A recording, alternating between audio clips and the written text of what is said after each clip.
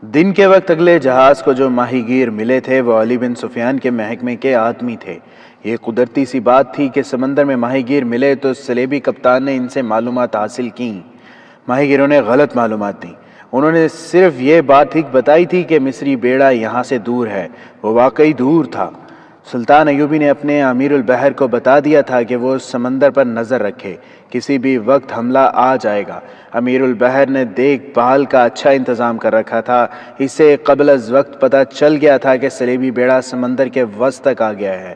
چنانچہ امیر البحر نے اپنے چند ایک جنگی جہاز جن میں آتشی گولے پھینکنے والی منجنیقیں تھیں ایک طرف دور لے گیا تھا۔ اس نے بادبان بھی اتار لیے تھے اور مستول بھی، تاکہ دور سے جہاز نظر نہ آ سکیں۔ ان کی بجائے اس نے ایک ایک چپو پر دو دو آدمی لگا دیے تاکہ رفتار تیز رہے۔ شام کے بعد جب سلیبی بیڑا ساحل کے قریب گیا تو امیر البحر نے مستول بھی چڑھا دیا اور بادبان بھی، اور چپوؤں کی رفتار بھی تیز رکھی، اور اس طرح وہ سلیبی بیڑے کے عقب میں عین اس وقت پہنچا جب سلیبیوں نے اپنے جہاز ایک دوسرے کے ساتھ ملا دیے تھے۔ سلیبیوں کو دوسرا دھوکہ ان ماہی گیروں نے دیا تھا جو سکندریہ سے روانہ ہوئے تھے۔ انہوں نے سلیبی کمانڈر سے کہا تھا کہ وہ ان کے جاسوس ہیں۔ انہوں نے بتایا تھا کہ یہ سکندریہ میں کوئی فوج نہیں، حقیقت یہ تھی کہ شہر کے ان مکانوں میں جو سمندر کی طرف تھے وہاں صرف فوج تھی۔ شہریوں کو محفوظ حصے میں بھیج دیا گیا تھا۔ سلطان ایوبی کا امیر البحر بہت تھوڑے جہاز لے کر گیا تھا۔ انہوں نے نقصان تو بہت کیا لیکن دشمن کے کئی ایک جہاز بچ کر نکل گئے۔ دوسروں نے مقابلہ کیا، جلتے جہازوں نے رات کو دن بنا دیا تھا۔ اس روشنی میں سلطان ایوبی کے جہاز بھی نظر آنے لگے تھے۔ ان میں سے ایک جہاز سلیبیوں کی منجنیقوں کی زد میں آ گیا۔ امیر البحر نے اپنے جہازوں کو پیچھے ہٹانا شروع کر دیا کیونکہ دشمن جہازوں کی افراد کی سہولت سے فائدہ اٹھاتے ہوئے گھیرا ڈالنے کی کوشش کر رہا تھا۔ سکندریہ میں سلطان ایوبی کے جانبازوں نے جوش میں آ کر ساحل پر ہلہ بول دیا اور جہازوں پر آتشی تیر پھینکنے لگے۔ یہ جانباز مصر کی فوج کے اس تیسرے حصے کے تھے جسے سلطان ایوبی نے اپنے ہاتھ میں رکھا تھا۔ انہیں غیر فوجی لباس میں سکندریہ میں مکانوں میں مورچہ بند کیا گیا تھا اور نہایت خاموشی سے شہریوں کو دوسرے مکانوں میں منتقل کر دیا گیا تھا۔ سلطان ایوبی عقل اور دھوکے کی جنگ لڑ رہا تھا اور کم سے کم طاقت استعمال کر رہا تھا۔ اس نے ابھی خاصی نفری اپنے زیر کمان ریز رو میں رکھی ہوئی تھی۔ رات بھر یہ جنگ جاری رہی۔ سمندر میں کئی جہاز جل رہے تھے۔ وہاں قیامت کا منظر بنا ہوا تھا۔ سلیبی بیڑا چونکہ زیادہ تھا بلکہ سلطان ایوبی کے جہازوں کی نسبت بہت ہی زیادہ تھا، اس لیے سلیبی جہاز تباہی سے نکل کر مسلمانوں کے جہازوں کو گھیرنے کی کوشش کر رہے تھے۔ صورت گھیرے والی بن گئی تھی۔ رات کو پتہ نہیں چلتا تھا کہ اپنے جہازوں کی کیفیت کیا ہے۔ سلطان ایوبی وہاں موجود تھا۔ اس نے اپنے ان جہازوں کو جنہیں اس نے محفوظہ کے طور پر رکھا ہوا تھا حکم بھیج دیا کہ سلیبی جہازوں کو دور کا چکر کاٹ کر الجھائیں۔ رات کے پچھلے پہر باقی جہاز بھی معرکے میں شریک ہو گئے۔ ان میں بہادری تو ان ملاحوں کی تھی جو چھوٹی چھوٹی کشتیوں میں اپنے جہازوں کو تیر، آتش کی مادہ اور گولے پہنچا رہے تھے۔ اپنے جہازوں کو ڈھونڈنا بہت ہی مشکل کام تھا۔ صبح طلوع ہو رہی تھی جب امیر البحر ایک کشتی میں ساحل پر آیا۔ اس کے ساتھ چند ایک بحری سپاہی تھے۔ امیر البحر کے کپڑے خون سے لال تھے اور اس کی ایک ٹانگ جھلسی ہوئی تھی۔ اس کا جہاز نظر آتش ہو گیا تھا اور وہ چند ایک جوانوں کو سمندر سے نکال لایا تھا۔ اس نے سلطان ایوبی کو بڑے عجلت میں معرکے کی صورتحال بتائی، جو مختصر یہ تھی کہ اس کے آدھے جہاز تباہ ہو چکے تھے، لیکن سلیبیوں کو اتنا زیادہ نقصان پہنچایا جا چکا تھا کہ وہ زیادہ دیر لڑنے کے قابل نہیں تھے۔ سلطان ایوبی نے اسے بتایا کہ باقی جہازوں کو بھی بھیج دیا گیا ہے۔ یہ اقدام امیر البحر کی خواہش اور ضرورت کے عین مطابق تھا۔ اس نے سلطان ایوبی سے کہا، سلیبیوں کو سب سے زیادہ نقصان وہ بوجھ دے رہا ہے جو انہوں نے جہازوں میں لاد رکھا ہے۔ رسد کے علاوہ ان کے جہازوں میں فوج بھی ہے اور بعض جہازوں میں گھوڑے ہیں۔ اس بوجھ کی وجہ سے ان کے جہاز کی رفتار کم ہے اور گھومنے میں دیر بھی لگاتے ہیں۔ میرے جہاز خالی ہیں۔ امیر البحر اتنا زیادہ زخمی تھا کہ اس کا سر ڈول رہا تھا۔ سلطان ایوبی نے اپنے طبیب اور جراح کو بلایا مگر امیر البحر نے پرواہ نہ کی۔ سلطان ایوبی کا ہیڈ کوارٹر ساحل کے چٹانی علاقے میں تھا۔ وہ ایک اونچی چٹان پر کھڑے تھے۔ سورج کی پہلی کرنوں نے سمندر اور ساحل کا جو منظر دکھایا وہ ہیبت ناک تھا۔ جہاں تک نظر جاتی تھی سمندر میں جہاز مست سانڈوں کی طرح سمندر کو چیر رہے تھے۔ بہت سے جہاز جل رہے تھے، بعض مستول ٹوٹ جانے اور بادبان بیکار ہو جانے سے ایک ہی جگہ کھڑے ہچکولے کھا رہے تھے۔ سمندر میں بہت سے انسان تیرتے نظر آ رہے تھے اور موجیں لاشوں کو ساحل پر پٹک رہی تھیں۔ اپنے جہازوں کا کچھ پتہ نہیں چلتا تھا۔ دور مغرب کی طرف سمندر سے مستولوں کے بالائی حصے ابھرے، پھر بادبان نظر آئے۔ جہاز ایک صف میں ایک دوسرے سے دور دور مارکے کی طرف بڑھے آ رہے تھے۔ سلطان ایوبی نے کہا، تمہارے جہاز آ رہے ہیں۔ اس نے ادھر دیکھا، وہاں امیر البحر نہیں تھا۔ امیر البحر اپنے جہازوں کو آتا دیکھ کر سلطان کو بتائے بغیر چٹان سے اتر گیا تھا۔ سلطان ایوبی کو وہ اس وقت نظر آیا جب وہ ایک کشتی میں بیٹھ چکا تھا اور کشتی کا بادبان کھل چکا تھا۔ یہ 10 چپوؤں کی کشتی تھی۔ سلطان ایوبی نے چلا کر اسے پکارا، سعدی تم واپس آ جاؤ، میں نے تمہاری جگہ ابو فرید کو بھیج دیا ہے۔ امیر البحر دور نکل گیا تھا۔ اس نے بلند آواز سے کہا، یہ میری جنگ ہے، خدا حافظ، اور اس کی کشتی دور ہی دور ہٹتی گئی، پھر نظروں سے اوجھل ہو گئی۔ قاصد نے سلطان ایوبی کو اطلاع دی کہ سکندریہ سے شمال مشرق کی طرف 3 میل دور صلیبیوں کی کچھ فوج اتر آئی ہے اور وہاں خون ریز معرکہ لڑا جا رہا ہے۔ سلطان نے وہاں جانے کی بجائے کچھ احکام جاری کر دیے اور سمندری جنگ کو دیکھتا رہا، اور اس نے یہ منظر بھی دیکھا کہ صلیبیوں کا ایک جہاز ساحل کے ذرا قریب آ گیا تھا۔ سلطان ایوبی کے بیڑے کا ایک جہاز اس کے قریب آنے کی کوشش کر رہا تھا۔ صلیبیوں نے تیروں کی بوچھاڑیں ماری، لیکن مسلمان ملاحوں نے پرواہ نہ کی۔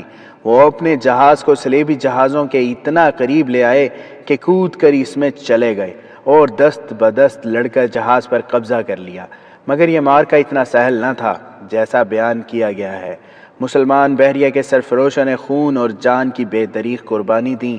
وہ 3-3 4-4 جہازوں کے گھیرے میں لڑے، دشمن کے جہازوں میں کود کود کر لڑتے، تیروں سے چھلنی ہوئے، مگر اس طرح معرکے میں سے نکلنے کی نہ سوچی جس طرح صلیبی اپنے جہاز نکالنے کی کوشش کر رہے تھے۔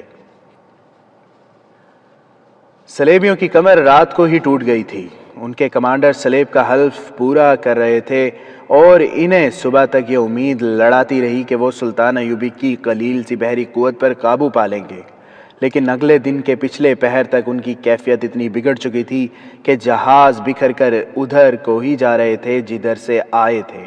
وہ اپنی زیادہ تر قوت مسلمانوں کے ہاتھوں تباہ کر گئے تھے، اور ان کی جو تھوڑی سی فوج ساحل پر اتری تھی وہ سکندریہ سے 3-4 میل دور شمال مشرق میں کچھ کٹ گئی تھی، باقی نے ہتھیار ڈال دیے تھے۔ سلطان ایوبی کی فوج کا دوسرا حصہ بھی جنگ میں شریک ہی نہیں ہوا تھا۔ سلطان ایوبی کے پاس قاصد آ رہے تھے، جا رہے تھے، اور جب اسے یقین ہو گیا کہ صلیبی ناکام ہو گئے ہیں تو اس نے فوج کے دوسرے حصے کو ایک اور محاذ دے دیا۔ عمران کی اطلاع کے مطابق بیت المقدس کی طرف سے بھی صلیبیوں کی فوج کو آنا تھا۔ اس کے لیے نور الدین زنگی گھات میں تھا، تاہم پیش بندی کے طور پر سلطان ایوبی نے دفاع مضبوط کر لیا۔ تیسرے حصے کو جو اس نے اپنے زیر کمان ریز رو میں رکھا ہوا تھا ان صلیبیوں کو پکڑنے پر لگا دیا جو سمندر سے نکل رہے تھے۔ سورج کی آخری کرنوں نے سلطان ایوبی کو یہ منظر دکھایا کہ صلیبیوں کے وہی جہاز نظر آ رہے تھے جو جل چکے تھے اور ابھی ڈوبے نہیں تھے، یا وہ جنہیں پکڑ لیا گیا تھا، یا ان جہازوں کے بادبان نظر آ رہے تھے جو واپس جاتے ہوئے دور ہی دور ہٹتے جا رہے تھے۔ اس کی اپنی بحریہ کے جہاز جو بچ گئے تھے ساحل کی طرف آ رہے تھے۔ دیکھنے والوں نے اندازہ لگایا کہ سلطان کی آدھی بحریہ مصر پر قربان ہو گئی تھی۔ کشتیاں ساحل پر آ رہی تھیں، ان میں اپنے بحری سپاہی آتے تھے جو زخمی تھے یا سمندر سے نکالے گئے تھے۔ ان کے جہاز تباہ ہو گئے تھے۔ ایک کشتی اس چٹان کے قریب آ کے ساحل سے لگی جس پر سلطان ایوبی کھڑا تھا۔ اس میں کسی کی لاش تھی۔ سلطان ایوبی نے بلند آواز سے پوچھا، یہ کس کی لاش ہے؟ امیر البحر سعدی بن سعد کی، ایک ملاح نے جواب دیا۔ سلطان ایوبی دوڑ کر نیچے اترا، لاش سے کپڑا ہٹایا۔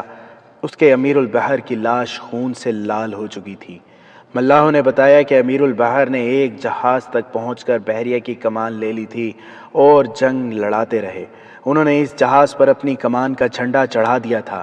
غالباً یہی وجہ تھی کہ صلیبیوں کے 4 جہازوں نے انہیں گھیر لیا۔ ان میں سے 2 تباہ ہوئے اور امیر البحر کا جہاز بھی تباہ ہو گیا۔ اس وقت تک معرکہ ختم ہو چکا تھا۔ سلطان ایوبی نے امیر البحر کی لاش کا ہاتھ چوما اور کہا، تم سمندر کے فاتح ہو، میں کچھ بھی نہیں۔ اس نے جہاں یہ حکم دیا کہ دشمن کے جو جہاز پیچھے رہ گئے ہیں ان سے سامان نکالا جائے، وہاں جذباتی لہجے میں کہا، تمام کشتیاں سمندر میں ڈال دو اور کسی شہید کی لاش سمندر میں نہ رہنے دو۔ انہیں یہیں دفن کرنا جہاں بحیرہ روم کی ہوائیں ان کی قبروں کو ٹھنڈی رکھیں۔ بیت المقدس سے صلیبیوں کی فوج کوچ کر چکی تھی اور آدھا راستہ طے کر آئی تھی۔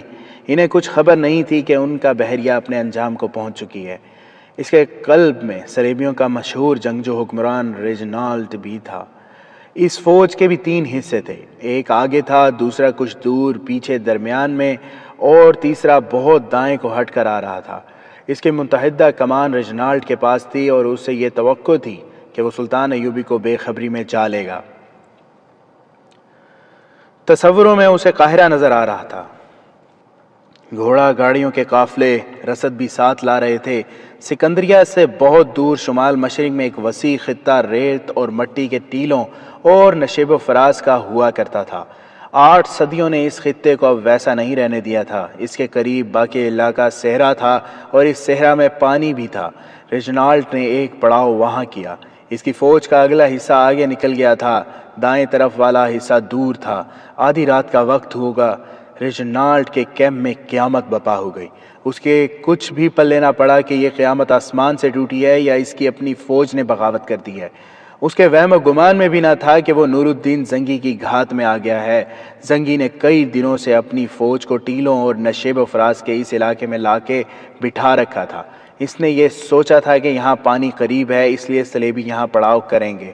صلیبی فوج کا اگلا حصہ آگے نکل گیا تو زنگی کے کمانڈروں کو مایوسی ہوئی۔ انہیں یہ حکم دیا گیا کہ رات کو پڑاؤ پر حملہ کرنا ہے، وہاں پڑاؤ نہ ہو۔ بہت دیر بعد انہیں دور سے گرد کے بادل نظر آئے تو وہ سمجھے کہ آندھی آ رہی ہے۔ صحرائی آندھی بڑی خوفناک ہوا کرتی ہے، لیکن یہ آندھی نہیں، صلیبی فوج کا درمیانی حصہ تھا جو اسی جگہ آ کر رک گیا جہاں نور الدین زنگی کو توقع تھی۔ صلیبیوں نے خیمے نہ لگائے کیونکہ انہیں صبح کوچ کرنا تھا۔ جانوروں کو الگ باندھ دیا گیا اور پھر سورج ڈوب گیا۔ آدھی رات کو زنگی کے دستے جو گھات میں تھے باہر آئے۔ یہ سب سوار تھے۔ انہوں نے پہلے تو اندھیرے میں تیروں کا مینا برسایا اور جب سوئے ہوئے سپاہیوں میں بھگدڑ مچی تو سواروں نے گھوڑے سرپٹ دوڑا دیے۔ وہ اندھا دھند برچیاں اور تلواریں چلاتے گئے اور آگے نکل گئے۔ صلیبی سنبھلنے نہ پائے کہ سواروں نے پھر ہلا بول دیا۔ صلیبیوں کے بندھے ہوئے گھوڑوں کی رسیاں کھول دی گئیں۔ یہ سب بھاگ اٹھے۔ ریجنالڈ وہاں سے بھاگ گیا اور دائیں حصے والی فوج میں جا پہنچا۔ یہ حصہ کہیں دور پڑاؤ کیے ہوئے تھا۔ نور الدین زنگی اسی طرف تھا۔ اس ساری فوج کی رسد پیچھے آ رہی تھی۔ زنگی نے اس کے لیے الگ دستے مقرر کر رہے تھے۔ انہوں نے صبح تک رسد پر قبضہ کر لیا۔ دائیں والا حصہ رات کو ہوشیار ہو گیا تھا۔ ریجنالڈ نے اسے اپنے حصے کی طرف لانے لگا کیونکہ وہ اسی جگہ کو میدان جنگ سمجھتا تھا۔ صبح کے دھند لکے میں یہ فوج چل پڑی۔ نور الدین زنگی نے عقب سے اس کے پہلو پر حملہ کر دیا۔ اس کے بعد اس فوج کو معلوم ہی نہ ہو سکا کہ اس پر کس طرف سے حملے ہو رہے ہیں۔ سلطان ایوبی کی طرح زنگی بھی جم کر نہیں لڑتا تھا، چھوٹے چھوٹے دستوں کے حملے کرا کے صلیبیوں کو بکھیرتا جاتا تھا۔ اس نے رات کو سلطان ایوبی کی طرف قاصد بھیج دیا تھا۔ ان دونوں نے اسکیم پہلے ہی بنا رکھی تھی۔ زنگی کا ہر عمل اور اقدام دشمن کا رد عمل ان کی اسکیم کے عین مطابق تھا۔ ریجنالڈ نے اپنی فوج کے اگلے حصے کو پیچھے آنے کا پیغام بھیجا۔ 4 روز ریجنالڈ اور زنگی میں لامحدود وسعت میں مارکے ہوتے رہے۔ زنگی نے صلیبیوں کو بکھیر لیا تھا اور ضرب لگاؤ بھاگو کے اصول پر لڑ رہا تھا۔ صلیبیوں کی فوج کا آگے والا حصہ واپس ہوا تو رات کو اس کے عقب پر حملہ ہوا۔ یہ سلطان ایوبی کے چھاپا مار تھے۔ انہوں نے 2-3 شب خون مارے اور غائب ہو گئے۔ پھر یہ سلسلہ چلتا رہا۔ صلیبی آمنے سامنے کی جنگ لڑنے کی کوشش کر رہے تھے، لیکن سلطان ایوبی انہیں کامیاب نہیں ہونے دے رہا تھا۔ یہ طریقہ آسان نہیں تھا۔ چھاپا مار اگر 100 کی تعداد میں جاتے تھے تو بمشکل 60 واپس آتے تھے۔ اس کے لیے خصوصی مہارت، دلیری اور تیزی کی ضرورت تھی، جو سلطان ایوبی نے اپنے چھاپا مار دستوں میں پیدا کر رکھی تھی۔ جنگ بہت دور دور تک پھیل گئی۔ صلیبی فوج میں نہ جمعیت رہی نہ مرکزیت، ان کی رسد زنگی کے قبضے میں آ گئی تھی۔ میدان جنگ میں نہ کوئی سامنا نہ عقب۔ صلیبی اس جنگ کی سوجھ بوجھ نہیں رکھتے تھے جو مسلمان لڑ رہے تھے۔ پھر کیفیت یہ ہو گئی کہ جو صلیبی سپاہی بھاگ سکے بھاگ گئے، اور جن میں تاب نہ رہی وہ ہتھیار ڈالنے لگے۔ ریجنالڈ ہار ماننے کو تیار نہیں تھا۔ اس نے کسی اور جگہ کچھ فوج اکٹھی کر لی اور اسے یہ بھی پتہ چل گیا کہ زنگی کہاں ہے۔ اس نے نہایت اچھی اسکیم سے وہاں حملہ کر دیا۔ یہ ایک بڑا ہی سخت معرکہ تھا۔ صلیبی زندگی اور موت کی جنگ لڑ رہے تھے۔ ریجنالڈ کی چالیں اور اپنی فوج پر کنٹرول بہت اچھا تھا، مگر چوتھی پانچویں رات زنگی کے شب خون مارنے والے ایک دستے کے چند ایک جانبازوں نے جان کی بازی لگا دی اور ریجنالڈ کی ذاتی خیمہ گاہ پر جا شب خون مارا۔ یہ زنگی کی اسکیم کے تحت اقدام کیا گیا تھا۔ زنگی نے چھاپا ماروں کی للکار پر حملہ کر دیا۔ اس دور میں رات کے وقت لڑائی نہیں لڑی جاتی تھی۔ یہ مسلمانوں نے طرح ڈالی تھی کہ رات کو بھی حملے جاری رکھتے تھے۔ صبح طلوع ہوئی تو صلیبیوں کا سپریم کمانڈر ریجنالڈ قیدی کی حیثیت سے نور الدین زنگی کے سامنے کھڑا تھا اور زنگی اسے اپنی شرائط بتا رہا تھا۔ یہ صلیبی کمانڈر ہر شرط ماننے پر آمادہ تھا، لیکن بات جب بیت المقدس پر آئی تو ریجنالڈ نے انکار کر دیا۔ زنگی نے اسے کہا تھا کہ بیت المقدس ہمارے حوالے کر دو اور آزاد ہو جاؤ۔ شام تک سلطان ایوبی بھی آ گیا۔ ریجنالڈ کو پورے احترام کے ساتھ رکھا گیا تھا۔ سلطان ایوبی اسے بغل گیر ہو کر ملا۔ آپ عظیم سپاہی ہیں، ریجنالڈ نے سلطان ایوبی سے کہا۔ یوں کہو کہ اسلام عظیم مذہب ہے، سلطان صلاح الدین ایوبی نے کہا۔ سپاہی وہی عظیم ہوتے ہیں جن کا مذہب عظیم ہوتا ہے۔ محترم ریجنالڈ نے مجھ سے پوچھا تھا کہ ان کا بحری بیڑا نہیں آیا تھا۔ نور الدین زنگی نے سلطان ایوبی سے کہا، انہیں صحیح جواب تم ہی دے سکتے ہو، میں تو یہاں تھا۔ آپ کا بحری بیڑا پورے تم طراق سے آیا تھا، سلطان ایوبی نے کہا، اور وہ واپس بھی چلا گیا ہے۔ آپ کے بہت سے جہاز سمندر کی تہہ میں ہوں گے، اور جو ڈوبے نہیں ان کے جلے ہوئے ڈھانچے سمندر پر تیر رہے ہیں۔ جو فوج جہازوں سے اتر آئی تھی وہ واپس نہیں جا سکی۔ ہم نے آپ کی تمام لاشیں پورے احترام سے دفن کر دی ہیں۔ سلطان ایوبی اسے جنگ کی صورتحال سنا رہا تھا کہ ریجنالڈ کی آنکھیں اور منہ کھلتا جا رہا تھا۔ اسے یقین بھی نہیں آ رہا تھا کہ یہ رویداد سچی ہے۔ اگر یہ سچ ہے تو آپ مجھے بتا سکتے ہیں کہ یہ کیوں کر ممکن ہوا؟ ریجنالڈ نے پوچھا۔ یہ راز اس روز آپ پر فاش کروں گا جس روز فلسطین سے صلیب کا آخری سپاہی بھی نکل جائے گا، نور الدین زنگی نے کہا۔ آپ کی یہ شکست آخری نہیں، کیونکہ آپ اس سرزمین سے نکلنے پر آمادہ نظر نہیں آتے۔ میں آپ کو اپنے علاقے دے دوں گا، ریجنالڈ نے کہا۔ مجھے رہا کر دیں، جنگ نہ کرنے کا معاہدہ بھی کروں گا۔ آپ کی سلطنت بہت وسیع ہو جائے گی۔ ہمیں اپنی سلطنت کی ضرورت نہیں، سلطان ایوبی نے کہا۔ ہمیں خدا کی سلطنت قائم کرنی ہے، اسلام کی سلطنت جس کی وسعت کا آپ تصور بھی نہیں کر سکتے۔ آپ کا مقصود اسلام کی بے کنی ہے، جو ممکن نہیں۔ آپ نے فوجیں استعمال کر دیکھی ہیں، بحری بیڑا بھی آزما لیا ہے، اپنی بیٹیوں کو بھی استعمال کر کے دیکھا ہے۔ آپ نے ہماری قوم میں غدار بھی پیدا کیے۔ گزشتہ 1 صدی میں آپ نے کتنی کامیابی حاصل کی ہے۔ کیا یہ میں آپ کو یاد دلاؤں کہ ہم نے اسلام کو کہاں سے کہاں نکالا ہے؟ ریجنالڈ نے کہا۔ اسلام تو بحیرہ روم کے پاس پہنچ گیا تھا۔ اسپین سے اسلام کی پسپائی کیوں ہوئی؟ روم آپ کے ہاتھ سے کیوں نکلا؟ سوڈان آپ کا کیوں دشمن ہوا؟ صرف اس لیے کہ ہم نے تمہارے اسلام کے محافظوں کو خرید لیا تھا۔ آج بھی تمہارے حکمران بھائی ہمارے زر خرید غلام ہیں۔ ان کی ریاستوں میں مسلمان رہ گئے ہیں، اسلام ختم ہو گیا ہے۔ ہم وہاں اسلام کو زندہ کریں گے دوست، سلطان ایوبی نے کہا۔ آپ خواب دیکھ رہے ہیں صلاح الدین ایوبی، ریجنالڈ نے کہا۔ آپ دونوں کب تک زندہ رہیں گے؟ کب تک لڑنے کے قابل رہیں گے؟ اسلام کی پاسبانی کب تک کرو گے؟ میں آپ دونوں کو خراج تحسین پیش کرتا ہوں کہ آپ سچے دل سے اپنے مذہب کے پاسبان اور بہی خواہ ہیں، لیکن آپ کی قوم میں مذہب کو نیلام کرنے والوں کی تعداد زیادہ ہے اور ہم خریدار ہیں۔ اگر آپ ہمارے ساتھ جنگ و جدل کی بجائے اپنی قوم کو زر پرستی، لذت پرستی اور تعیش پسندی سے بچانے کی مہم چلائیں تو ہم یہاں ایک دن نہ ٹھہر سکیں گے، مگر میرے دوستو آپ اس مہم میں کامیاب نہیں ہوں گے، جس کی وجہ یہ ہے کہ عیاشی آپ کی قوم میں نہیں آئی، بلکہ قوم کے سربراہ اور حکمران عیاش ہو گئے ہیں۔ اس حقیقت سے آپ چشم پوشی نہ کریں کہ جو برائی حکمرانوں کی طرف سے شروع ہوتی ہے وہ قوم میں رواج کی صورت اختیار کر جاتی ہے۔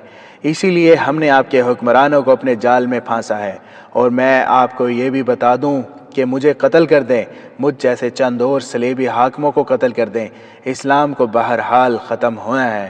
ہم نے جس مرض کا زہر آپ کی قوم میں رگوں میں ڈال دیا ہے وہ بڑھے گا، کم نہیں ہوگا۔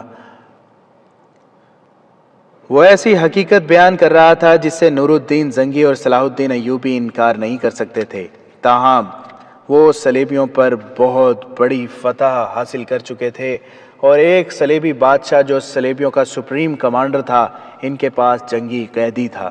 اس کے علاوہ اور بھی بہت سے قیدی ہاتھ آئے تھے۔ یہ صرف ایک جاسوس کا کارنامہ تھا جو اوکرا سے اس حملے کی خبر بر وقت لے آیا تھا۔ ریجنالٹ اور دوسرے تمام جنگی قیدیوں کو نور الدین زنگی کرک لے گیا اور سلطان ایوبی اس سے رخصت ہو کر قاہرہ چلا گیا۔ اس نے سوچا تک نہ تھا کہ وہ اب نور الدین زنگی سے کبھی نہیں مل سکے گا۔ وہ اس مسرت کے ساتھ قاہرہ گیا کہ زنگی ریجنالٹ کے جیسے قیمتی قیدی کو بڑی سخت شرائط منوائے بغیر نہیں چھوڑے گا۔ نور الدین زنگی نے بھی ذہن میں کچھ منصوبے بنائے ہوں گے، مگر خدا کو کچھ اور ہی منظور تھا۔ مارچ 1174 کے ابتدائی دن تھے کہ بغداد کے کسی علاقے میں شدید زلزلہ آ گیا، جس نے 6-7 دیہات تباہ کر دیے۔ بغداد میں بھی نقصان ہوا۔ مورخوں نے اسے تاریخ کا سب سے زیادہ تباہ کن زلزلہ کہا ہے۔ نور الدین زنگی کے دل میں اپنے عوام کے ساتھ اتنی محبت تھی کہ ان کی امداد کے احکام جاری کرنے کی بجائے خود کرک سے چل پڑا۔ وہ ان کی دستگیری اپنی نگرانی میں کرنا چاہتا تھا، ویسے بھی اسے کرک سے جانا تھا۔ بغداد اور ارد گرد کے حالات اچھے نہیں تھے۔ وہ کرک سے ریجنالٹ اور دوسرے صلیبی قیدیوں کو بھی ساتھ لیتا گیا۔ بغداد پہنچ کر اس نے سب سے پہلے زلزلے کا شکار ہونے والے لوگوں کی طرف توجہ دی۔ دارالخلافے سے باہر رہنے لگا۔ وہ دل و جان سے اپنے لوگوں کی مدد کرتا رہا۔ جہاں رات آتی وہیں رک جاتا۔ اس نے کھانے کی پرواہ نہ کی کہ کیسا ملتا ہے، کہ کس کے ہاتھ کا پکا ہوتا ہے۔ اسے تباہ حال لوگوں کی خوشحالی کا غم کھائے جا رہا تھا۔ اپریل کے آخر تک اس نے تمام متاثرین کو آباد کر دیا۔ جب ذرا فرصت ملی تو اس نے اپنے طبیب کو بتایا کہ وہ اپنے گلے کے اندر درد محسوس کرتا ہے۔ طبیب نے دوا دارو کیا، لیکن حلق میں سوزش بڑھتی گئی۔ طبیبوں نے بہت علاج کیا، لیکن مرض کا یہ عالم ہو گیا کہ وہ بات کرنے سے بھی معذور ہو گیا، اور مئی 1174 کے پہلے ہفتے میں خاموشی سے جان آفرین کے سپرد کر دی۔ یورپی مورخوں نے لکھا ہے کہ زنگی کو خناق کا عارضہ لاحق ہو گیا تھا، لیکن بعض مورخوں نے وثوق سے لکھا ہے کہ زنگی کو حسن بن سما کے فدائیوں نے زہر دیا تھا۔ ان دنوں جب زنگی زلزلے سے تباہ کیے ہوئے دیہات میں بھاگتا دوڑتا رہتا اور اس کے کھانے کے اوقات اور پکانے کے طور طریقے بے قاعدہ ہو چکے تھے، فدائیوں نے اسے کھانے میں زہر دینا شروع کر دیا تھا جس کا ذائقہ محسوس نہیں ہوتا تھا۔ یہ زہر حلق کی ایسی سوزش کا باعث بنا جسے طبیب سمجھ ہی نہ سکے۔ جنرل محمد اکبر خان رنگروٹ نے اپنی انگریزی کتاب گوریلا وارفیئر میں کئی بڑے بڑے اور مستند مورخوں کے حوالے سے اسی کی تصدیق کی ہے کہ نور الدین زنگی فدائیوں کا شکار ہوا تھا۔ زنگی کوئی وصیت نہ کر سکا، سلطان ایوبی کو کوئی پیغام نہ بھیج سکا۔ سلطان ایوبی کو اس وقت اطلاع پہنچی جب زنگی دفن ہو چکا تھا۔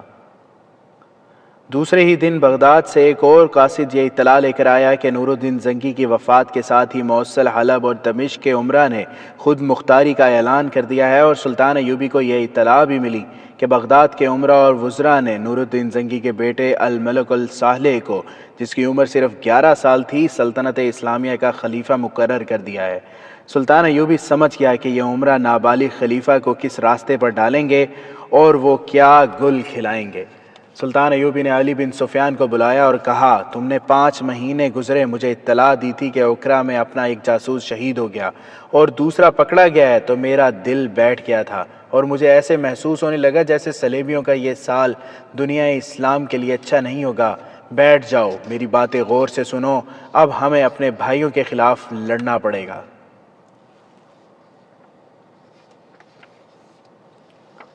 مئی 1174 کا دن دنیا اسلام کا ایک تاریک دن تھا۔ نور الدین زنگی کی میت کو ابھی غسل بھی نہیں دیا گیا تھا کہ بہت سے انسانوں کے چہرے مسرت سے چمک اٹھے تھے۔ یہ صلیبی نہیں تھے، یا یوں کہیے کہ صرف صلیبی نہیں تھے جو زنگی کے انتقال پر پرسرور تھے، ان میں مسلمان بھی تھے جو صلیبیوں کی نسبت کچھ زیادہ ہی خوش نظر آتے تھے۔ یہ مسلمان ریاستوں اور جاگیروں کے عمرہ اور حاکم تھے۔ وہ سب زنگی کے گھر جمع ہو گئے تھے۔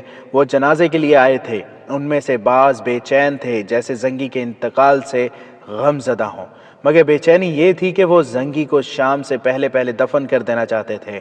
وہ اکٹھے تو ہو گئے تھے لیکن ان کے دل پھٹے ہوئے تھے۔ وہ ایک دوسرے کو شکی نگاہوں سے دیکھ رہے تھے۔ ان لوگوں کا مذہب ایک خدا، ایک رسول، ایک قرآن، ایک اور ایک دشمن تھا، مگر ہر ایک کا دل دوسرے سے الگ اور جدا تھا۔ ان کی مثال ایک درخت کی ٹہنیوں کی سی تھی جو ٹوٹ کر درخت سے الگ ہو گئی ہوں اور اب الگ الگ اپنے آپ کو ہرا بھرا رکھنے کی توقع لیے ہوئے ہوں۔ وہ دور دراصل جاگیرداری اور نوابی کا تھا۔ بعض مسلمان ریاستیں ذرا وسیع تھیں اور باقی چھوٹی چھوٹی۔ ان کے حکمران امیر کہلاتے تھے۔ یہ لوگ مرکزی خلافت کے تحت تھے۔ اس کے کسی بھی دشمن کے خلاف جنگ ہو تو یہ عمرہ خلافت کو مالی اور فوجی مدد دیتے تھے، مگر یہ مدد صرف مدد تک محدود رہتی تھی۔ اس میں کوئی ملی جذبہ نہیں ہوتا تھا۔ وہ امن اور سکون سے عیش و عشرت کرنے کی خاطر خلافت کا مطالبہ پورا کر دیتے تھے۔ عیش و عشرت کی خاطر وہ اپنے سب سے بڑے بلکہ واحد دشمن صلیبیوں سے در پہ دہ دوستی کرنے سے بھی گریز نہیں کرتے تھے۔ ان میں سے بعض نے صلیبیوں کے ساتھ در پہ دہ معاہدے بھی کر رکھے تھے، لیکن نور الدین زنگی کا وجود صلیبیوں کے راستے میں ایک چٹان تھا۔ وہ مسلمان عمرہ کو کئی بار شرمسار کر چکا تھا اور اس نے انہیں ذہن نشین کرانے کی سر توڑ کوشش کی تھی کہ صلیبی انہیں اسلامی وحدت سے توڑ کر ہڑپ کر جائیں گے، مگر صلیبیوں کی مہیا کی ہوئی یورپی شراب، نوجوان لڑکیوں اور سونے کی اینٹوں میں اتنی قوت تھی جس نے ان کے کان بند اور عقل سر بہمر کر رکھی تھی۔ زندگی کی آواز جیسے پتھروں سے ٹکرا کر واپس آ جاتی تھی۔ وہ سب سے پہلے جاگیردار اور نواب تھے، امیر اور حاکم تھے، اور ان کے بعد اگر مذہب کی بات چل نکلے تو وہ اپنے آپ کو مسلمان کہتے تھے۔ ان کا اگر دین تھا تو وہ ان کی ریاستیں اور جاگیریں تھیں، یہی ان کا ایمان تھا۔ وہ اسلامی وحدت کے قائل نہیں تھے، جنگ کے سخت خلاف تھے، کیونکہ انہیں خطرہ محسوس ہونے لگتا تھا کہ صلیبی ان کی جاگیروں پر قبضہ کر لیں گے۔ ان کے علاوہ ان کے دلوں میں یہ ڈر بھی تھا کہ ان کی رعایا نے اپنے دشمن کو پہچان لیا تو اس میں روحانی بیداری اور قومی وقار بیدار ہو جائے گا، پھر رعایا ان کی نوابی کے لیے خطرہ بن جائے گی۔ حقیقت یہ تھی کہ رعایا ان کے لیے مستقل خطرہ تھی۔ لوگوں میں قومی وقار موجود تھا۔ زنگی کی فوج انہی لوگوں کی فوج تھی۔ اس کے مجاہدوں نے 10 گنا دشمن کا مقابلہ بھی کیا تھا۔ یہ جذبے کا کرشمہ تھا۔ عمرہ کو یہ جذبہ ایک آنکھ نہیں بھاتا تھا، لہٰذا وہ زنگی کو بھی پسند نہیں کرتے تھے اور صلاح الدین ایوبی کو تو وہ اپنا دشمن سمجھتے تھے۔ اب زنگی فوت ہو گیا تو وہ خوش تھے۔ انہیں معلوم تھا کہ اس قوم میں اب کوئی زنگی نہیں رہا اور جہاد بھی زنگی کے ساتھ ہی دفن ہو جائے گا۔ زنگی دفن ہو گیا۔ صلیبیوں پر مسلمانوں کی جو دہشت طاری تھی وہ ختم ہو گئی۔ ان کے دل میں اب صلاح الدین ایوبی کا کانٹا رہ گیا تھا، جس کے متعلق اب وہ اتنے فکر مند نہیں تھے جتنے زنگی کی زندگی میں تھے۔ اب سلطان ایوبی اکیلا رہ گیا تھا۔ اسے مدد اور کمک دینے والا زنگی مر گیا تھا۔ صلیبیوں کو اصل خوشی تو اس پر ہوئی کہ زنگی کے بعد سرکردہ عمرہ وزراء نے زنگی کے کمسن بیٹے الملک الصالح کو گدی پر بٹھا دیا تھا، جس کی عمر 11 سال تھی۔ یہ انتخاب ان عمرہ نے کیا تھا جو در پردہ صلیبیوں کے دوست تھے۔ اس طرح سلطانی گدی صلیبیوں کے ہاتھ آ گئی تھی۔ ان عمرہ میں گم تستگین نام کا ایک امیر جو دراصل قلعہ دار قلعے کا گورنر تھا اور دوسرا سیف الدین والی موصل تھا۔ دمشق کا حاکم شمس الدین بن عبد المالک تھا۔ الجزیرہ اور نواحی علاقوں پر نور الدین زنگی کے بھتیجے کا راج تھا۔ ان کے علاوہ کئی اور جاگیردار تھے۔ ان سب نے خود مختاری کا اعلان کر دیا۔ وہ بظاہر خلافت کے ماتحت تھے لیکن عملاً آزاد ہو گئے تھے۔ وہ اپنی اپنی جگہ بہت مسرور تھے مگر محسوس نہ کر سکے کہ وہ ذروں کی طرح بکھر کر صلیبیوں کا آسان شکار بن گئے ہیں۔ زنگی کی وفات سے عالم اسلام کو جو نقصان پہنچا تھا اسے زنگی کی بیوی نے محسوس کیا، سلطان ایوبی نے محسوس کیا اور ان لوگوں نے محسوس کیا جن کے دلوں میں اسلام کی عظمت زندہ تھی۔ اس حادثے کو بہت دن گزر چکے تھے۔ سلطان ایوبی اپنے کمرے میں ٹہل رہا تھا۔ کمرے میں مصطفیٰ جودت نام کا ایک اعلیٰ فوجی افسر بیٹھا بول رہا تھا۔ مصطفیٰ ترک تھا۔ وہ نور الدین زنگی کی فوج میں منجنیقوں کا کمانڈر تھا۔ زنگی کی وفات کے بعد اس نے عالم اسلام میں جو تباہ کن انقلاب دیکھا اس نے اسے تڑپا دیا۔ اس نے یہ کہہ کر لمبی چھٹی لے لی تھی کہ اسے ترکی گئے کئی سال گزر گئے ہیں، لہٰذا وہ ترکی اپنے گھر جانا چاہتا ہے۔ وہ دمشق سے روانہ ہوا، قاہرہ پہنچ گیا اور سلطان ایوبی کے پاس چلا گیا۔ مصطفیٰ ان فوجی افسروں میں سے تھا جو افسر کم اور مسلمان زیادہ تھے۔ اسے معلوم تھا کہ زنگی کے بعد صرف سلطان ایوبی ہے جو عظمت اسلام کی پاسبانی کر سکتا ہے اور کرے گا۔ اسے ڈر تھا کہ سلطان ایوبی کو اس طرف کے حالات کا علم نہیں ہوگا، چنانچہ وہ سلطان ایوبی کو وہاں کے حالات سنا رہا تھا۔ اور فوج کس حال میں ہے؟ سلطان ایوبی نے اس سے پوچھا۔ محترم زنگی مرحوم نے فوج میں جو جذبہ پیدا کیا تھا وہ زندہ ہے، مصطفیٰ نے جواب دیا، مگر یہ جذبہ زیادہ دیر زندہ نہیں رہ سکے گا۔ آپ جانتے ہیں کہ صلیبیوں کے سیلاب کو صرف فوج نے روک رکھا ہے۔ محترم زنگی مرحوم کی زندگی میں عملاً فوج حکومت کر رہی تھی، جنگی منصوبے اور فیصلے فوج کے ہاتھ میں تھے، لیکن یہ اقدام خلافت کے احکام کے خلاف تھے۔ اب ہم خلافت کے پابند ہو گئے ہیں، ہم اپنے آپ کوئی کارروائی نہیں کر سکتے۔ اگر خلیفہ کوئی جنگی منصوبہ بنائے گا ہی نہیں تو فوج کیا کرے گی؟ صلیبی جانتے ہیں کہ مسلمان امرہ میں وہ غیرت ہی نہیں جو قومی عظمت کی خاطر لڑاتی اور مرواتی ہے اور لوگ جانیں قربان کرتے ہیں۔ صلیبیوں نے امرہ کی غیرت خرید لی ہے اور اب وہ سالاروں کو خریدنے کی کوشش کر رہے ہیں۔ ان کی تخریبی سرگرمیاں فوج میں بھی اور قوم میں بھی شروع ہو گئی ہیں۔ اگر یہ عمل جلدی نہ روکا گیا تو صلیبی فوجی حملے کے بغیر ہی سلطنت اسلامیہ کے مالک بن جائیں گے۔ سلطنت اسلامیہ جاگیروں میں تقسیم ہو گئی ہے۔ عمرہ کو اب راہ راست پر نہیں لایا جا سکتا، وہ صلیبیوں کی شراب میں ڈوب گئے ہیں۔ انہوں نے وہاں لڑکیوں کی فوج اتار دی ہے۔ آپ سن کر حیران ہوں گے کہ یہ لڑکیاں عمرہ کے حرموں میں رہتی ہیں، ان کے کہنے پر جشن منائے جاتے ہیں اور جن میں سرکردہ فوجی افسروں کو مدعو کر کے یہ لڑکیاں انہیں بے حیائی سے اپنے جال میں پھانس رہی ہیں۔ اور اس کے بعد میں جانتا ہوں کیا ہوگا۔ سلطان ایوبی نے کہا، فوجیوں کو نشے اور بدکاری کا عادی بنایا جا رہا ہے۔ مصطفیٰ نے کہا، حشیشین بھی اپنی کارروائیوں میں مصروف ہو گئے ہیں۔ اب یوں ہوگا کہ جو سالار یا نائب سالار صلیبیوں کی دشمنی دل سے نہیں نکالے گا اور جہاد کا قائل رہے گا، اسے حشیشین کے پیشہ ور قاتلوں کے ہاتھوں پر اسرار طریقے سے قتل کرا دیا جائے گا۔ مصطفیٰ سلطان ایوبی کو تفصیل سے بتایا کہ کون سا امیر کیا کر رہا ہے۔ اس تفصیل کا لب لباب یہ تھا کہ عمرہ جہاں خود مختار ہو گئے تھے وہاں انہوں نے ایک دوسرے کو دشمن سمجھنا شروع کر دیا تھا۔ انہوں نے ایک دوسرے کے خلاف فوجی تیاریاں شروع کر دی تھی۔ صلیبی اس نفاق اور چپکلش کو ہوا دے رہے تھے۔ آپ نے اچھا کیا ہے جو مجھے وہاں کے حالات بتانے آ گئے، سلطان ایوبی نے کہا۔ اگر آپ نہ آتے تو مجھے ان تفصیلات کا علم نہ ہوتا۔ البتہ یہ اندازہ کرنا مشکل نہ تھا کہ 11 سال کے بچے کو سلطان بنا کر وہ لوگ کیا کرنا چاہتے ہیں۔ اور آپ کیا کرنا چاہتے ہیں؟ مصطفیٰ نے پوچھا۔ اگر آپ نے فوری کارروائی نہ کی تو سمجھ لیں کہ سلطنت اسلامیہ کا سورج ڈوب گیا ہے۔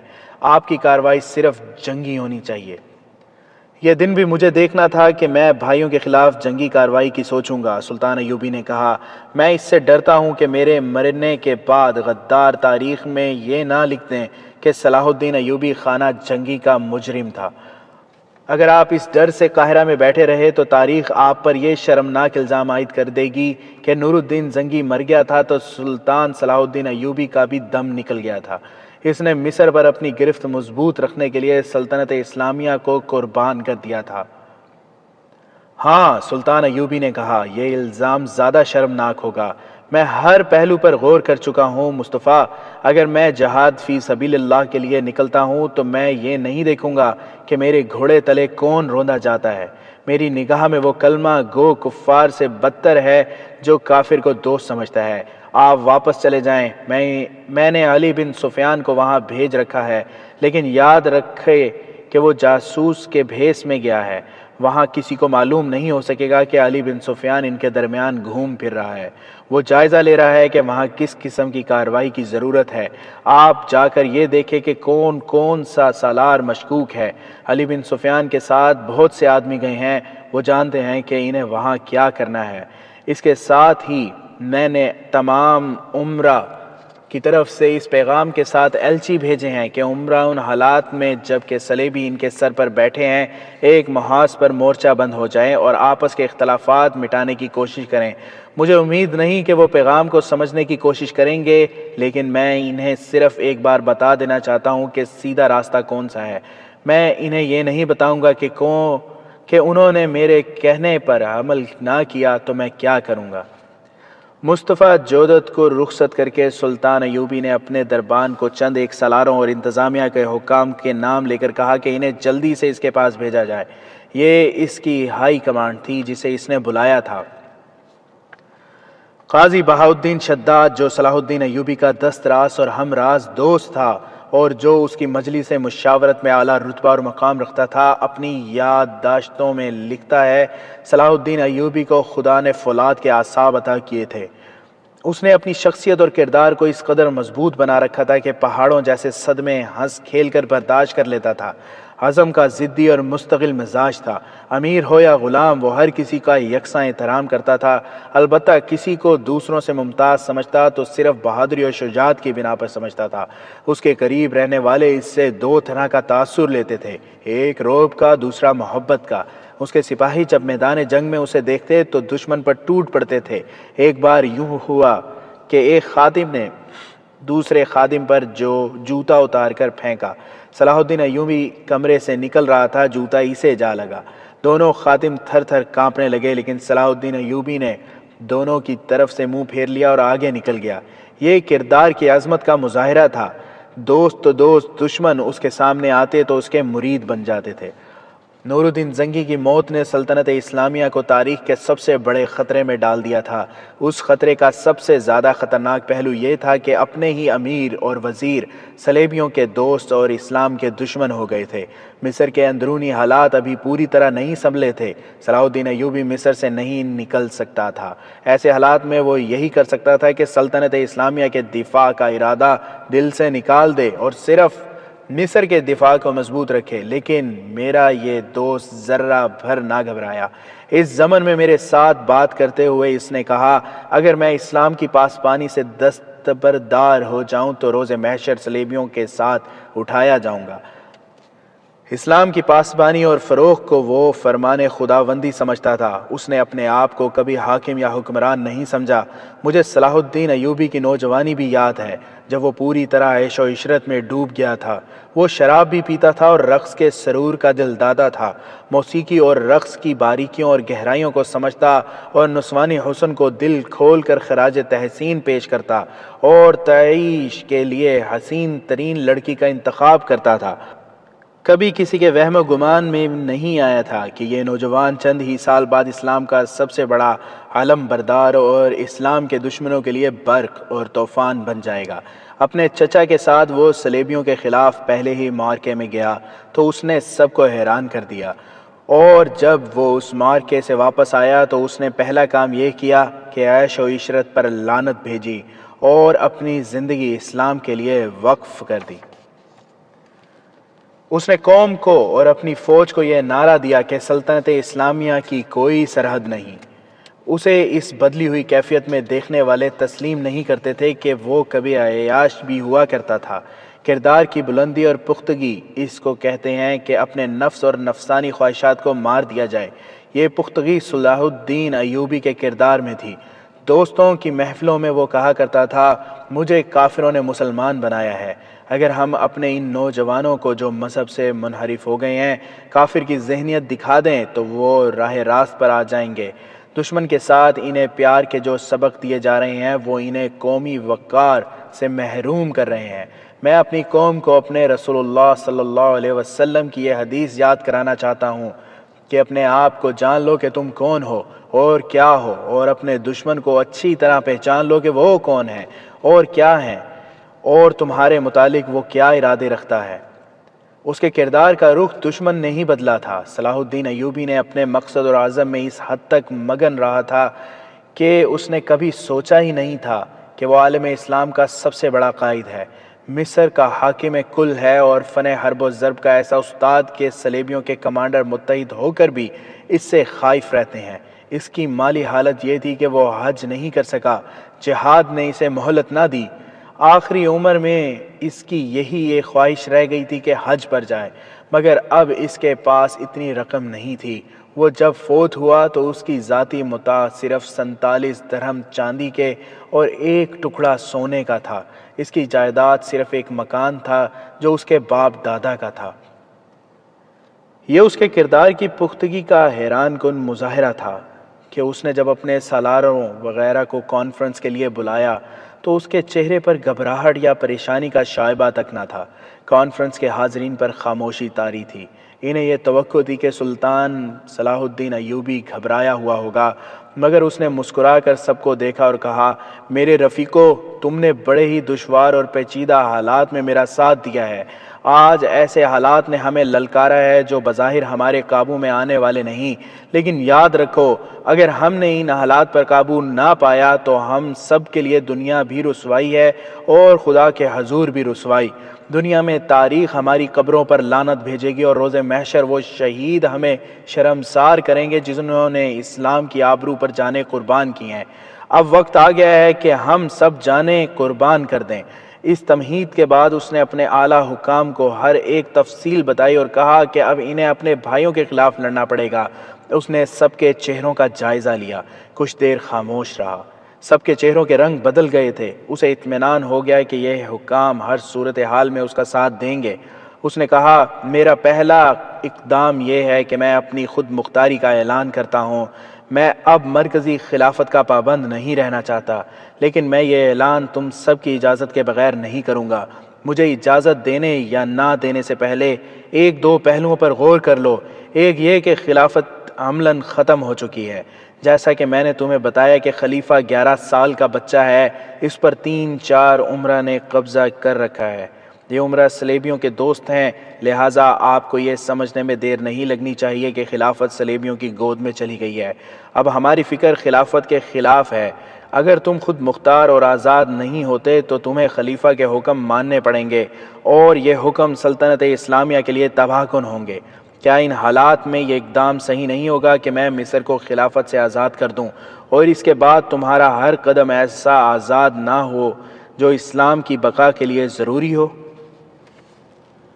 کیا آپ خلافت کے خلاف کارروائی کرنا چاہتے ہیں؟ ایک سالار نے پوچھا۔ میں نے ابھی فیصلہ نہیں کیا، سلطان ایوبی نے جواب دیا۔ کل پرسوں تک میرے وہ ایلچی واپس آ جائیں گے جنہیں میں نے عمرہ کی طرف بھیج رکھا ہے۔ اگر مجھے جنگی کارروائی کا فیصلہ کرنا پڑا تو گریز نہیں کروں گا۔ آپ مصر کو خود مختار مملکت قرار دے دیں۔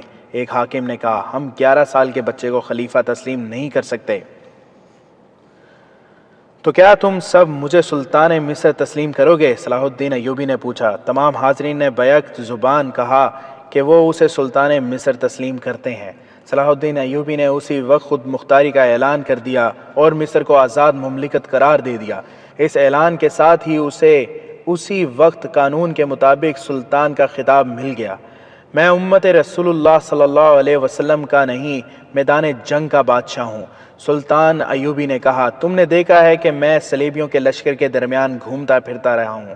میں نے 10 جانبازوں سے 10 ہزار لشکروں کو تہہ و بالا کیا ہے، مگر اپنے بھائیوں کے خلاف جنگ کی سوچتا ہوں تو تمام جنگی چالیں ذہن سے نکل جاتی ہیں۔ میری تلوار نیام سے باہر نہیں آتی۔ مجھے اور تم سب کو یہ دن بھی دیکھنا تھا کہ ہم آپس میں لڑیں اور صلیبی تماشا دیکھیں۔ یہ تماشا ہمیں دکھانا ہی پڑے گا سلطان محترم، ایک سالار نے کہا۔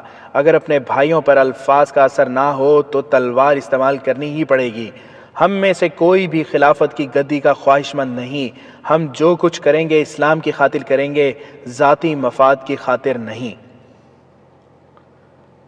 سلطان ایوبی نے اس سے پہلے 2 ایلچی دمشق، حلب، موصل اور 2-3 اور ریاستوں کے عمرہ کی طرف بھیج رکھے تھے۔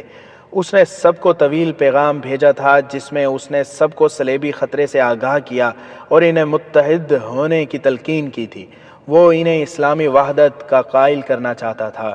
دونوں ایلچی مایوس واپس آ گئے۔ کسی ایک بھی امیر نے اس کے پیغام کو قبول نہیں کیا تھا، بلکہ بعض نے مذاق اڑایا تھا۔ ایلچیوں نے سلطان ایوبی کو بتایا کہ وہ سب سے پہلے خلیفہ کے دربار میں گئے، پیغام پیش کیا تو خلیفہ نے خود پڑھنے کی بجائے ان عمرہ کے حوالے کر دیا جن کے ہاتھوں میں وہ کٹ پتلی بنا ہوا تھا۔ انہوں نے ہی اسے خلافت کی گدی پر بٹھایا تھا۔ ان عمرہ نے سلطان ایوبی کا پیغام پڑھا، آپس میں کھسر پھسر کی، اور ایک نے خلیفہ سے کہا کہ صلاح الدین ایوبی صلیبیوں کے خلاف جنگ کا بہانہ کر کے تمام مسلمان ریاستوں کو ایک ریاست بنانے کی سوچ رہا ہے، اس کے بعد وہ اس ریاست کا حکمران بنے گا۔ دوسرا امیر بول پڑا، اس نے بھی 11 سال کی عمر کے خلیفہ کو سلطان ایوبی کے خلاف بھڑکایا اور کہا، آپ اسے حکم دے سکتے ہیں کہ جنگ کرنے یا کرنے کا فیصلہ صرف خلیفہ کر سکتا ہے۔ اگر صلاح الدین ایوبی خلیفہ کی حکم عدولی کرے تو آپ اسے معزول کر کے واپس بلا سکتے ہیں۔ مصر کی عمارت کسی اور کے حوالے کی جا سکتی ہے۔ کم سن خلیفہ نے ایلچیوں کو یہی حکم دیا اور کہا، صلاح الدین ایوبی سے کہنا کہ وہ ہمارے حکم کا انتظار کرے، یہ فیصلہ ہم کریں گے کہ اسلامی وحدت کی ضرورت ہے یا نہیں۔ صلاح الدین ایوبی کے پاس فوج ہے، اس میں زنگی مرحوم کے بھیجے ہوئے بہت سے دستے ہیں۔ ایک امیر نے خلیفہ سے کہا، اسے حکم بھیجا جائے کہ وہ دستے واپس بھیج دے، اسے اپنی مرضی سے فوج کے استعمال کی اجازت نہیں ملنی چاہیے۔ اسے کہنا ہے کہ وہ دستے سوار اور پیادہ جو اسے خلافت کی طرف سے دیے گئے تھے وہ واپس کر دے۔ خلیفہ نے کہا، اور تم لوگ اب جا سکتے ہو۔ اور ایوبی سے کہنا کہ آئندہ خلیفہ کو اس قسم کے پیغام بھیجنے کی جرت نہ کرے۔ ایک اور امیر نے کہا۔ ایلچیوں نے سلطان ایوبی کو بتایا کہ وہ دوسرے عمرہ کے پاس گئے۔ سب نے پیغام کا مذاق اڑایا، بعض نے سلطان ایوبی کے خلاف توہین آمیز الفاظ بھی کہے۔ ایلچی واپس آ گئے۔ سلطان ایوبی کے چہرے پر کوئی تبدیلی نہ آئی، جیسے اسے ایسے ہی جواب کی توقع تھی۔ اسے دراصل علی بن سفیان کا انتظار تھا جسے اس نے خفیہ دمشق بھیج رکھا تھا۔ فوجی جاسوسی اور سراغ رسانی کا یہ ماہر اپنے ساتھ کم و بیش 100 لڑاکا جاسوس لے کر دمشق گیا تھا۔ یہ لوگ تاجروں کے قافلے کی صورت میں تاجروں کے بھیس میں گئے تھے۔ سلطان ایوبی کو ان کی بھی کوئی اطلاع نہیں ملی تھی۔ نور الدین زنگی کی وفات کی اطلاع کے فوراً بعد سلطان ایوبی کو یہ اطلاع ملی کہ امیروں نے خود مختاری کا اعلان کر دیا ہے۔ یہ اطلاع بھیجنے والا کوئی معمولی سا انسان نہیں تھا، بلکہ نور الدین زنگی کی بیوی تھی جو نئے خلیفہ کی ماں تھی۔ اس نے خفیہ طور پر اپنا ایک قاصد قاہرہ کی طرف دوڑایا تھا۔ اس نے سلطان ایوبی کو وہی حالات بتائے جو زنگی کی وفات کے بعد وہاں پیدا ہو گئے تھے۔ اس نے سلطان ایوبی کو کہلا بھیجا تھا، اسلام کی آبرو آپ کے ہاتھ میں ہے، میرے کمسن بیٹے کو خلیفہ بنا دیا گیا ہے، لوگ میرا احترام کرنے لگے ہیں کیونکہ میں خلیفہ کی ماں ہوں۔ وہ سمجھتے ہیں کہ میں خوش قسمت ماں ہوں، مگر میرا دل خون کے آنسو رو رہا ہے۔ میرے بیٹے کو خلیفہ نہیں بنایا گیا، بلکہ مجھ سے میرا بیٹا چھین لیا گیا ہے۔ سیف الدین امیر موصل نے اور دوسرے تمام امیروں نے میرے بیٹے کے گرد گھیرا ڈال لیا ہے۔ میرے خاوند کے بھتیجوں نے بھی خود مختاری کا اعلان کر دیا ہے۔ اگر آپ کہیں تو میں اپنے ہاتھوں اپنے بیٹے کو قتل کر دوں، لیکن اس کے نتائج سے ڈرتی ہوں۔ آپ آ جائیں، یہ آپ بہتر سمجھتے ہیں کہ آپ کس طرح آئیں گے اور کیا کریں گے۔ میں آپ کو خبردار کرنا چاہتی ہوں کہ آپ نے اس طرف توجہ نہ دی یا وقت ضائع کیا تو قبلہ اول پر تو صلیبی قابض ہیں ہی، خانہ کعبہ پر بھی ان کا قبضہ ہو جائے گا۔ کیا ان لاکھوں شہیدوں کا خون رائے کہاں جائے گا جنہوں نے زنگی اور آپ کی قیادت میں جانیں قربان کی ہیں؟ آپ مجھ سے پوچھیں گے کہ میں اپنے بیٹے کو اپنے زیر اثر کیوں نہیں رکھتی؟ میں اس کا جواب دے چکی ہوں۔ عمرہ نے میرا بیٹا مجھ سے چھین لیا ہے۔ اپنے باپ کی وفات کے بعد وہ صرف ایک بار میرے پاس آیا تھا۔ وہ میرا بیٹا لگتا ہی نہیں تھا، اسے شاید حشیش پلائی گئی تھی۔ وہ بھول چکا ہے کہ میں اس کی ماں ہوں۔ بھائی صلاح الدین ایوبی، جلدی آؤ، دمشق کے لوگ آپ کا استقبال کریں گے۔ مجھے اسی قاصد کی زبانی جواب دیں کہ آپ کیا کریں گے یا کچھ بھی نہیں کریں گے۔ سلطان ایوبی نے قاصد کو اسی وقت بھیج دیا تھا۔ اس نے زنگی کی بیوہ کو یقین دلایا تھا کہ وہ بڑا سنگین اقدام کرے گا، لیکن سوچ سمجھ کر قدم اٹھائے گا۔ قاصد کو واپس بھیجنے کے فوراً بعد سلطان ایوبی نے علی بن سفیان کو دمشق، موصل، حلب، یمن اور تمام تر اسلامی علاقوں میں جا کر وہاں کا جائزہ لینے کے لیے کہا۔ یہ کوئی سرکاری نوعیت کا دورہ نہیں تھا۔ علی بن سفیان کو جاسوسوں کے انداز سے بحروپ میں وہاں جانا تھا۔ اس کا کام یہ تھا کہ معلوم کرے کہ مسلمان عمرہ جو خود مختاری کا اعلان کر چکے ہیں کیا ارادے رکھتے ہیں، صلیبیوں کے ساتھ ان کا رابطہ ہے یا نہیں، خلیفہ کی فوج کا رجحان کیا ہے، کیا اس فوج کو خلیفہ کے ایسے احکام کی خلاف ورزی کے لیے تیار کیا جا سکتا ہے جو اسلام کے لیے نقصان دہ اور دشمن کے لیے سود مند ہوں۔ اور علی بن سفیان کو یہ بھی معلوم کرنا تھا کہ ان علاقوں کے عوام کے جذبات اور نظریات کیا ہیں، کیا فدائی بھی خلیفہ کے ساتھ مل گئے ہیں۔ یہ جائزہ بھی لینا تھا کہ سلطان ایوبی دمشق یا کسی اور مسلمان علاقے پر فوج کشی کرے تو وہاں کے عوام کا رد عمل کیا ہوگا۔ سلطان ایوبی کی کامیابی کا راز یہی تھا کہ وہ اندھیرے میں نہیں چلتا تھا۔ اسے جہاں جانا ہوتا اپنے جاسوسی کے نظام کے ذریعے وہاں کے احوال و قوائف، دشواریوں اور خطروں کا جائزہ لے لیتا تھا۔ جیسا کہ پہلی کہانیوں میں بتایا جا چکا ہے کہ اس کا جاسوسی کا نظام بہت تیز اور ہوشیار تھا۔ اس کے جاسوس جہاں اداکاری اور بحروب دھارنے کی مہارت رکھتے تھے، وہاں وہ ماہر چھاپا مار، گوریلے اور کمانڈو بھی تھے۔ اسی لیے انہیں لڑاکا جاسوس کہا جاتا تھا۔ وہ بغیر ہتھیاروں کی لڑائی کے بھی ماہر تھے۔ علی بن سفیان کو خدا نے جاسوسی اور سراغ رسانی کا وصف پیدائشی کے ساتھ ہی عطا کیا تھا۔ اب زنگی کی وفات کے بعد اسلامی ممالک کے حالات مخدوش ہو گئے اور صلیبی خطرہ سر پر آ گیا تو اسے سلطان ایوبی کے اس حکم کو سمجھنے میں کوئی مشکل پیش نہ آئی کہ ان کے بدلے ہوئے حالات کا جائزہ لینا ہے، اور یہ جائزہ کس طرح لینا ہے۔ اسے معلوم تھا کہ سلطان صلاح الدین ایوبی اس کی لائی ہوئی رپورٹ کے مطابق کوئی کارروائی کرے گا، اور یہ کارروائی بقائے اسلام کے لیے بے حد ضروری ہے۔ یہاں ہم کہانی کو کچھ دن پیچھے لے جاتے ہیں۔ جب علی بن سفیان قاہرہ سے روانہ ہوا تھا، اس نے ایک لمحہ بھی ضائع کیے بغیر اپنے لڑاکا جاسوسوں میں سے کم و بیش 100 افراد کو منتخب کیا، انہیں مشن بتایا اور کہا کہ اسلام کی آبرو ان سے بہت بڑی قربانی مانگ رہی ہے، اور اس مشن میں انہیں اپنی مہارت کا پورا استعمال کرنا ہے۔ ان 100 آدمیوں کو تاجروں کا لباس پہنایا گیا۔ علی بن سفیان مصنوعی داڑھی کے ساتھ قافلے کا سردار بنا۔ انہوں نے اونٹوں پر مختلف اقسام کا سامان لاد لیا جو انہیں دمشق وغیرہ کی منڈیوں میں بیچنا اور اس کے بدلے وہاں سے سامان لانا تھا۔ ان کے ساتھ بہت سے اونٹ اور چند ایک گھوڑے تھے۔ تجارتی سامان میں اس پارٹی نے تلواروں اور برچھیوں جیسے ہتھیار چھپا رکھے تھے۔ اس میں آتش گیر مادہ بھی تھا اور آگ لگانے کا دیگر سامان بھی۔ یہ قافلہ رات کے وقت قاہرہ سے روانہ ہوا اور طلوع سحر تک بہت دور نکل گیا۔ کچھ دیر آرام کر کے قافلہ پھر روانہ ہوا۔ علی بن سفیان بہت جلدی منزل پر پہنچنا چاہتا تھا۔ سورج غروب ہو گیا تو بھی اس نے قافلے کو نہ روکا۔ رات خاصی گزر چکی تھی جب ایک بڑی موزوں جگہ آ گئی۔ یہ سرسبز خطہ تھا اور وہاں اونچی نیچی چٹانیں بھی تھیں۔ ظاہر ہے کہ وہاں پانی بھی تھا۔ قافلہ آرام اور پانی کے لیے رک گیا۔ یہ لوگ تاجر نہیں، فوجی تھے۔ ان کی ہر حرکت میں ڈسپلن تھا، احتیاط تھی اور ٹریننگ کے مطابق وہ خاموشی اختیار کیے ہوئے تھے۔